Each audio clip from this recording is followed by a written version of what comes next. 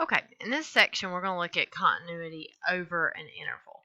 So yesterday we looked at continuity at just a point, and so today we're going to look at intervals where we need to describe our continuity. A function is continuous on an interval if the function is continuous at each point in the interval. So basically, whenever you're talking about the continuity over an interval, you are looking for points of discontinuity. So the following functions are continuous on all points in their domain. Okay, so that includes polynomials. So polynomials are such as 3x to the third minus 5x. A rational, which would be something like f of x equals 3 over x plus 2. Now, this, of course, when I write that, you might be thinking, well, that's not continuous everywhere. They are continuous everywhere in their domain. So the rational function here would not be continuous at x equals negative 2 because that is not part of the domain for this function, but it would be continuous everywhere else. A power function, typically, a power function could be something raised just to a power, or we might see something like g of x equals x to the 3/2, which if you remember, that would be like the square root of x to the third. So this would include all of your roots. It could also include whole number powers as well. Exponential functions, this is something like 3e to the x, or it might look like this, f of x equals 4 to the x power. Those would be exponentials. Logarithms, you could have something like h of x equals the natural log of x plus 2. That'd be logarithmic. And trig, I'm not going to list those out, but that, of course, would be your sine, cosine, tangent, cotangent, cosecant, and secant. So those would all be your trig functions that you would be dealing with. So let's first look at the domains for all of these. So for a polynomial function, your domain is going to be all real numbers for that, or you could write that in interval notation, negative infinity to positive infinity. So polynomial functions are always continuous. Rational functions, we said these are ones where you have a fraction, and so the denominator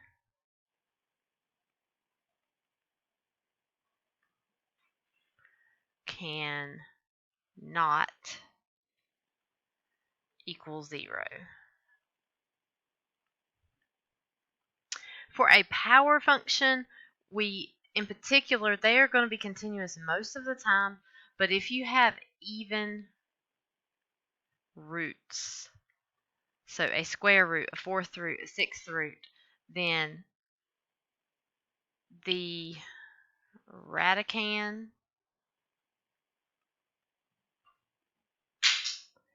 which is what is underneath the square root,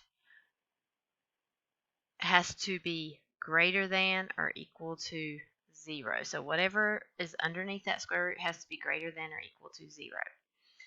Exponential functions are always continuous. They have a domain of all real numbers. For logarithmic functions, what you're taking the log of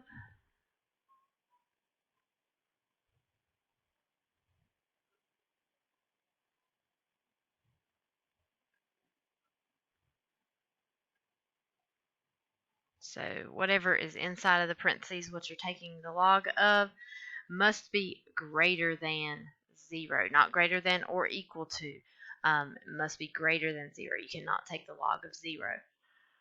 For your trig functions, sine and cosine, they have a domain of all real numbers. They are continuous always. For tangent, remember that tangent is equivalent to sine over cosine. Some x's here. And so this denominator right here cannot equal 0. So cosine of x cannot equal 0.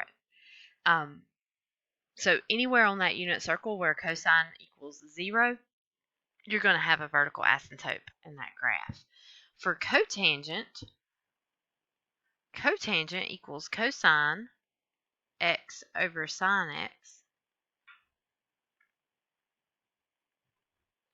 And so for this case, sine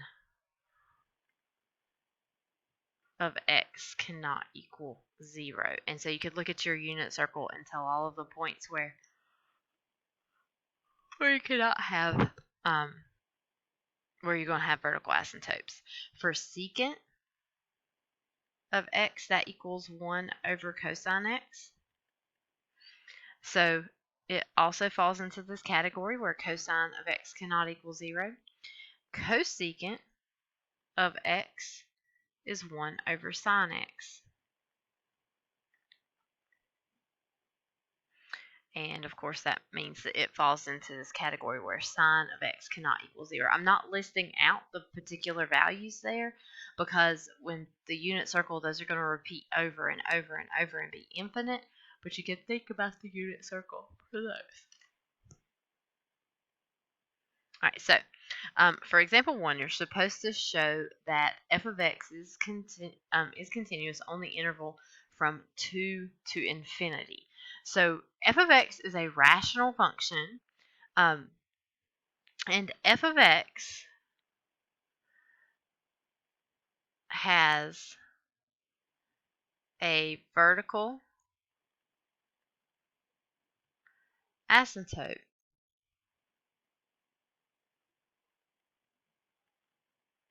at x equals 1. And so it has a vertical asymptote at x equals 1, but is continuous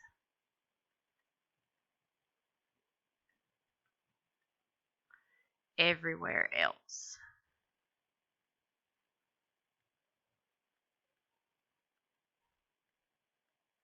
So we would say since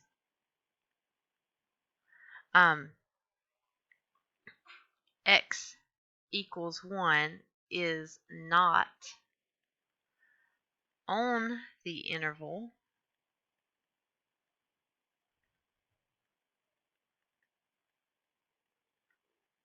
from, that's a bracket, from 2 to infinity, f of x is continuous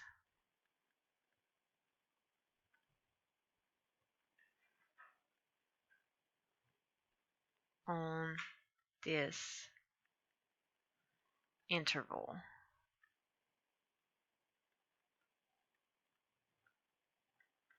Here. So basically you're looking for those discontinuities and then you want to see if they fall into the interval that they're asking about. All right, here is our next graph. It says the graph is shown below. The graph is made up of a line segment and a point and part of a parabola. Is g of x continuous on the interval from 4 to 8? So 4, 1, 2, 3, 4 is right here. And 1, 2, 3, 4, 8 would be right here. So if we're looking at this piece of the graph, just looking at the graph, you can tell that this is continuous. So we're going to say g of x is continuous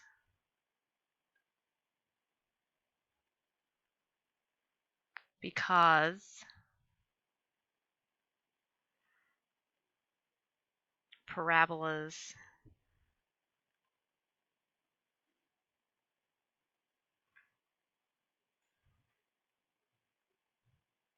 are always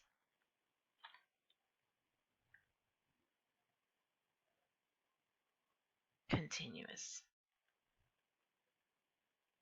And of course, that parabola is the only thing that we have in that section.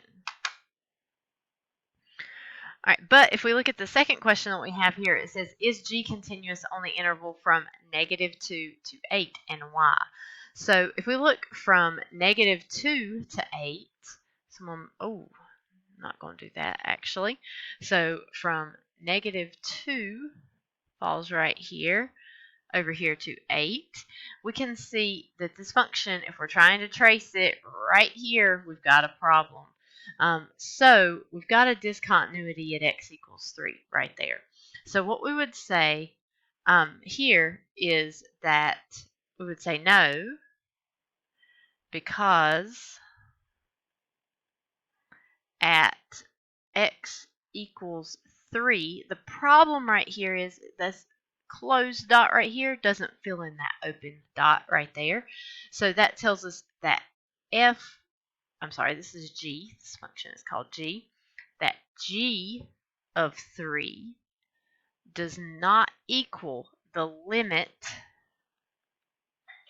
as x approaches 3 of g of x, because our limit would approach -3 right here, but our value of our function is 1, and those two have to be equal in order for our function to be continuous. And I need an E right there on the end of it. So let's look at our next one here. We've got a composition of functions that we have to do. So we want to know if f of g of x is continuous on the entire number line. So first we need to find f of g of x. So f of g of x means that we're going to take g of x and plug it into f of x. And so we would say 1 over the square root of x plus 2 minus 5 here. And so we're being asked if this is continuous. We can see the denominator right here. We know that denominator cannot equal 0. We also know whatever's under the square root has to be greater than or equal to 0. So I'm going to start with that. I know that x plus 2 has to be greater than or equal to 0.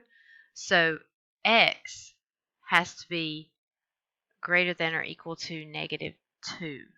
So any number less than -2 is not going to work for this function. So I can know immediately right here that this is going to be a no, because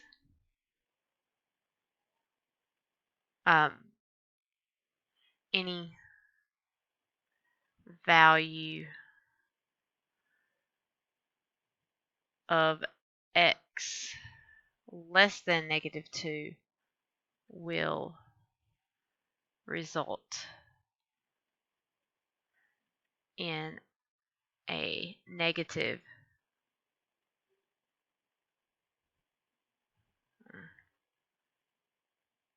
under the square root. Okay, so this would not be continuous on this interval right here. I do want to just really quickly, let's say that that interval was different. Let's say that interval was from 0 to infinity. Then this would still work out, okay? You would also need to see x plus square root of x plus 2 minus 5 cannot equal 0. So if we solve that there, the square root of x plus 2 cannot equal 5. If you square both sides, you get x plus 2 cannot equal 25. And so you could subtract 2. And so x cannot equal 23. So if you had an x value of 23, that also would not work. So these are the things that you would be looking out for in your domain. So if, for example, they asked on the interval from 1 to 18, then this function would be continuous.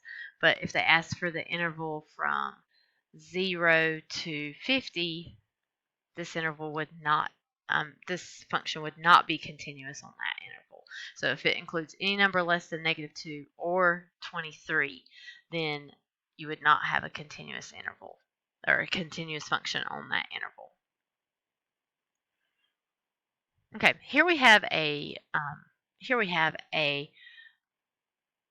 piecewise function, and it's a little bit different of a piecewise function because we use this function right here everywhere except for whenever x equals 3. And then our function value at x equals 3 is 3. So this part right here tells me that if I plug in 3, f of 3 is going to equal 3. So whenever we're looking for continuity, this is rational. This is going to be discontinuous at x equals 3. However, we have a function value here at 3 that may fill that value in. So 3 is the only place where we could possibly have a discontinuity. So whenever this is the function that we use everywhere except for a certain point, what we want to do is the limit as x approaches 3 of f of x. So of x squared minus 9 over x minus 3. And if I do that limit, I need to factor. So I would have x plus 3 over x minus 3 over x minus 3. And so I could cancel those out. And I would get a limit of 3 plus 3, which is 6. So when we're thinking about continuity here, we have a limit at that point.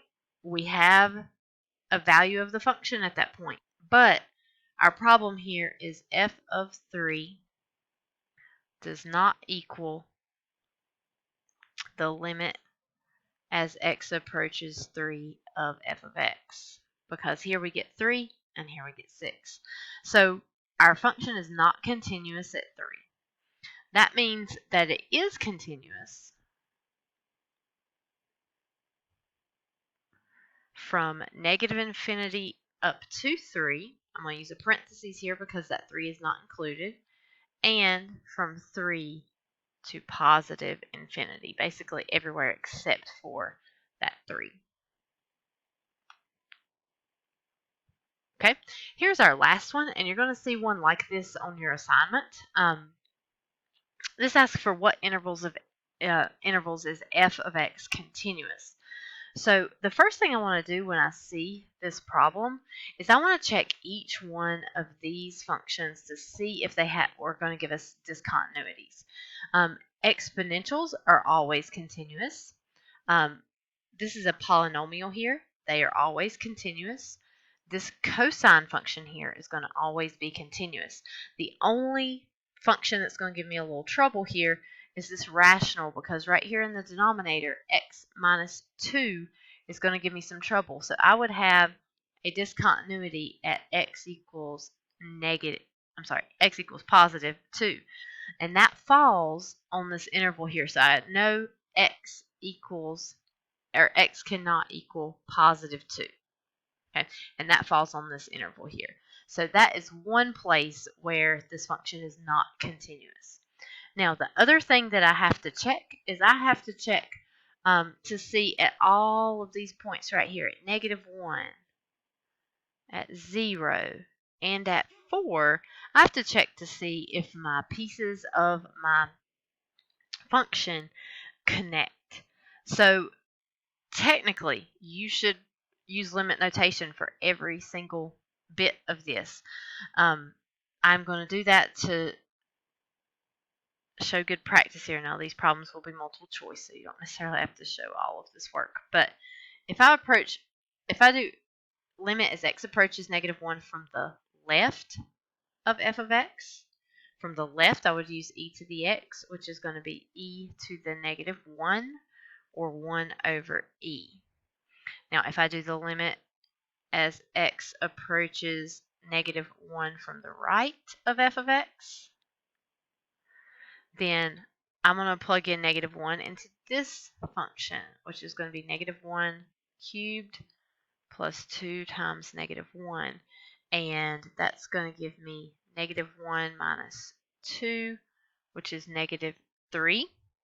So 1 over e does not equal negative 3, so x cannot equal negative 1. Okay, that is going to be a point of discontinuity for us. For 0, I'm going to think the limit as x approaches 0 from the left, and from the left we would use this second function. I should put of f of x here. And so I'd have 0 cubed plus 2 times 0, which is 0. For my limit from the right of f of x, I would be using this bottom function, which is 5 times 0 over 0 minus 2. This will give us 0 over negative 2, which is 0. These two match, so at 0, my function is continuous. Now I need to consider the last point there at 4 to see if those are going to match. So my limit as x approaches 4 from the left of f of x, that means I'm plugging 4 into this equation here. So 5 times 4 over 4 minus 2 is going to give us 20 over 2, or 10 as our answer. Our limit as x approaches 4 from the right of f of x is going to be the cosine of 3 times 4, which is cosine of 12. I'm not really sure what the cosine of 12 is. That's not on the unit circle, certainly, but I do know it's probably not going to be 10. So those two do not equal each other, so x cannot equal 4. So if I'm asked to tell where f of x is continuous, f of x is continuous for these intervals. And so we would have from negative infinity up to negative 1,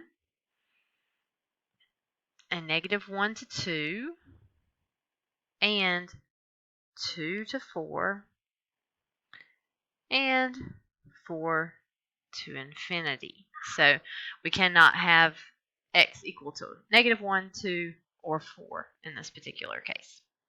So any interval containing those numbers, it would not be continuous for. All right, your assignment for this section is going to be in AP Classroom. So if you will go there, I think there are 6 questions. They are all multiple choice this time. And answer those questions for me.